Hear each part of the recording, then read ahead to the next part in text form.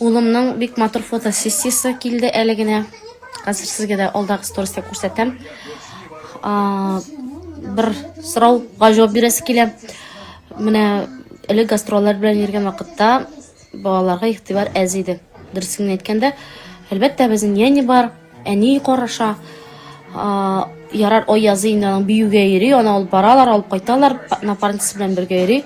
Менә Ильяс, икенче бала инде безнең, бер кайда йөрмәде. Йөрде школьный кружокларга гына инде. Барбер теге тирәнрәк итеп, серьезныйрак итеп әйтәм инде, шундый шөгыльләр белән шөгыльләндерәсе килә иде. Без гастрольдә булганга күрә бу җирләрдә ул йөри алмады. Зифасы инде бигрәк тә инде шул садикка йөри кайта. Шуңа күрә быелдан башлап бер ел буе мин уйладым. Шуңа күрә гастрольдә булган вакытта балаларга игътибар әз кала. Развивать итеп бөтенләй булмый. Үскәннәрен бигрәк тә күреп булмый.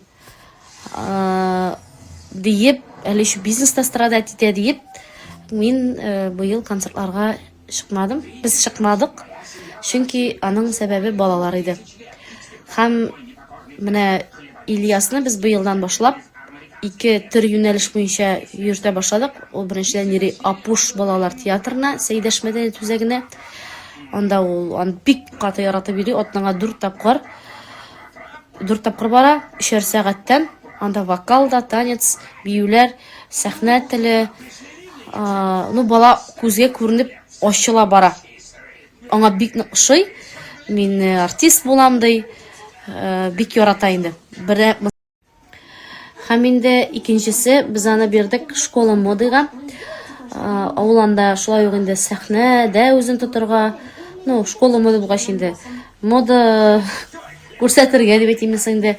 Бик күп әйберләргә өйрәнә, һәм инде аңа бик яратып ошыйдырган тагын бер һөнәре ул фотосессияларга бара. Инде аның бик күп фотосессиялар булды, журналлар өчен төшә. Аннан соң булдырада фотогенич дип әйтәләр инде. Аны фотоларга төшәргә шушы журналлар чакыра.